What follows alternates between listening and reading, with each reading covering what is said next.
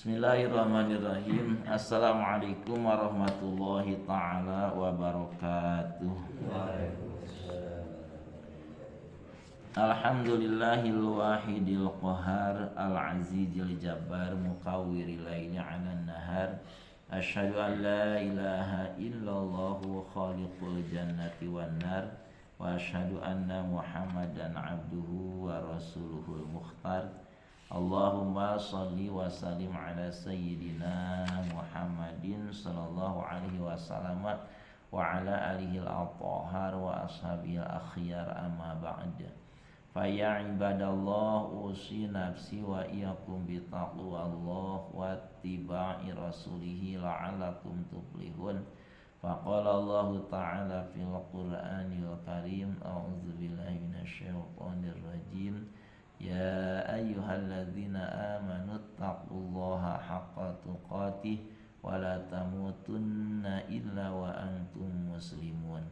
Shadaqallahul azim wa balagha rasuluhul karim wallahu a'lamu bimuradih wa nahnu ala dzalika minasyahidin asyakirin walhamdulillahi rabbil alamin. Hadirin jamaah salat subuh yang dimuliakan oleh Allah, mari kita bersyukur kepada Allah Subhanahu wa taala dengan ungkapan kalimat tahmid alhamdulillahirabbil alamin ala kulli halin wa ni'matin. Alhamdulillah, segala puji lillahi hanya milik Allah, ala kulli halin dalam segala keadaan kita perlu bersyukur kepada Allah Subhanahu wa taala. Karena segala sesuatu yang Allah ciptakan dan yang Allah adakan, yang ada pada diri kita dan alam semesta ini adalah kebaikan bagi kita sebagai hamba Allah. Ketika kita diuji dengan hal yang tidak menyenangkan hati seperti sakit, ada hikmah di balik sakit tersebut. Manakala kita sabar bersyukur kepada Allah, dosa kita akan diampuni oleh Allah dan juga kita akan diangkat derajat kemuliaan di sisi Allah Subhanahu wa taala. Dan juga kita selalu bersyukur kepada Allah atas nikmat yang Allah berikan kepada kita, dengan cara nikmat yang Allah berikan kepada kita dipakai untuk taat beribadah kepada Allah Subhanahu wa taala. Semoga syukur kita diterima oleh Allah Subhanahu wa taala. Kita semua mendapat janji Allah berupa ditambah-tambahnya kenikmatan kita, terutama nikmat yang kekal nanti pada hari kiamat dalam surga Allah Subhanahu wa taala. Dan mari kita bersyukur bersolawat kepada Rasulullah SAW dengan ungkapan kalimat Allahumma sholli ala sayyidina Muhammad wa ala ali sayyidina Muhammad.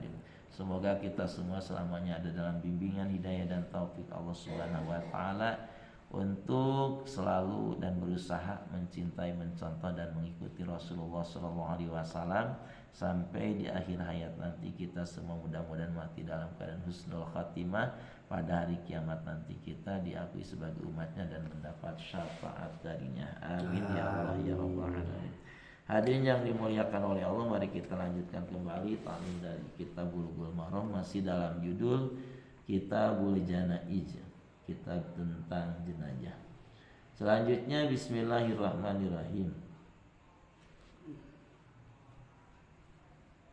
Wa an Jabirin, dan dari Jabir, wa an Jabir bin Samurah, dan dari Jabir bin Samurah. Qala, kata Jabir bin Samurah, utia, pernah didatangkan an-nabiyya kepada Nabi sallallahu alaihi wasallam, birojulin, seorang laki-laki, qatala, yang dia membunuh nafsahu, dirinya, bimusa kisok, dengan mata tombak. Falam yusolli, dan Nabi SAW tidak mensolatkan alaihi, atas laki-laki yang bunuh diri. Rawi telah meriwayatkan kepada di sini Muslimun, Imam Muslim. Jadi hadis ini menunjukkan bahwa Nabi SAW tidak mensolatkan orang yang mati karena bunuh diri. Ya, na'udzubillahi min dzalik. Bunuh diri itu adalah dosa yang sangat besar. Tidak ada kesempatan untuk bertobat karena langsung mati, Bisa dijadikan, bisa dipastikan orang yang bunuh diri itu ya mendapat siksa karena melakukan dosa besar yang tidak ada kesempatan untuk bertobatnya. Nah, hadirin yang dimuliakan oleh Allah Subhanahu wa taala, qala al-Khattabi, kata al-Khattabi, wa tarku sholati alaihi ma'annahu al-uqubatu lahu wa rad'un li ghairihi an misli fi'lihi.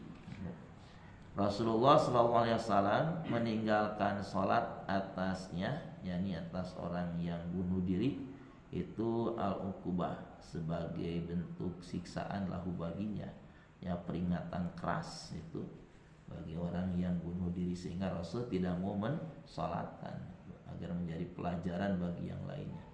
Waradun, dan sebagai ancaman rigorihi bagi yang lain, anis dipilihi, yang melakukan sebagaimana yang dilakukan oleh orang yang ada di hadis ini, yaitu bunuh diri, ya.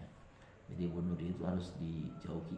Jadi seberat apapun masalah yang kita hadapi, seberat apapun ujian yang Allah kenakan ke kita, enjoy saja, kontak saja hati kita kepada Allah.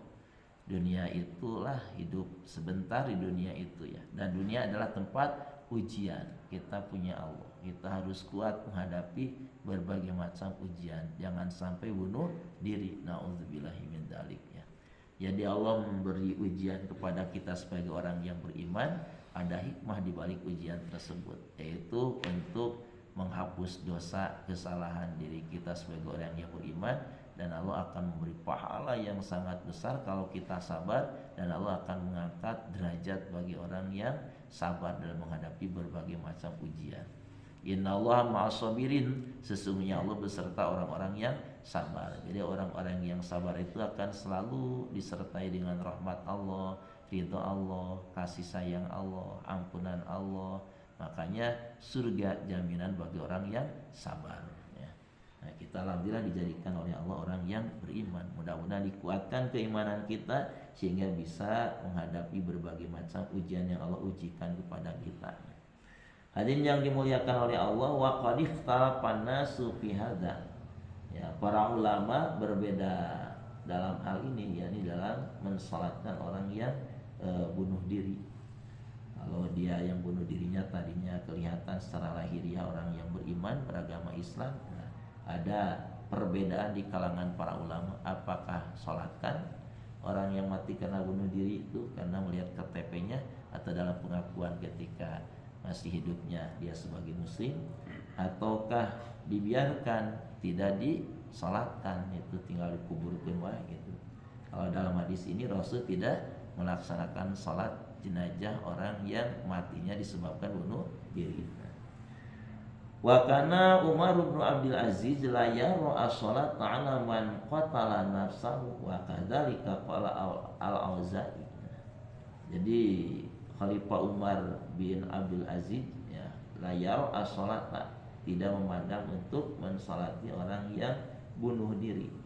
Jadi beliau tidak mensalati orang yang bunuh diri, ya. Bagi kepala negara seperti Rasul sebagai pemimpinan ini salat namaku, ya, bawahanan masyarakat biasa. Wa kadzalika qala Auza'i, demikian juga dikatakan oleh Al-Auza'i. Nah, beliau juga tidak mensalati orang yang matinya disebabkan bunuh diri. Wa qala aksarul fuqaha'i yusalla alaihi intahat. Dan mayoritas ahli fikih, ya, ahli fikih yang lainnya, kebanyakan ahli fikih yang lainnya berkata yusalla alaihi, salatkan saja orang yang mati disebabkan bunuh diri, ya. Jadi ada perbedaan pendapat di kalangan para ulama, ya. Ada yang berpendapat tidak usah disalatkan karena Rasul juga tidak mensalatkan orang yang matinya bunuh diri, dan kebanyakan para ahli fikih dia berpendapat salatkan saja itu, karena ketika hidupnya orang tersebut, ya, secara lahiriah dia mengaku beragama Islam sebagai muslim, gitu, ya. Cuma melakukan dosa besar. Dosa besarnya yaitu bunuh diri. Jadi bunuh diri itu adalah dosa besar, banyak gitu. Banyak kasus sekarang, ya, bunuh diri.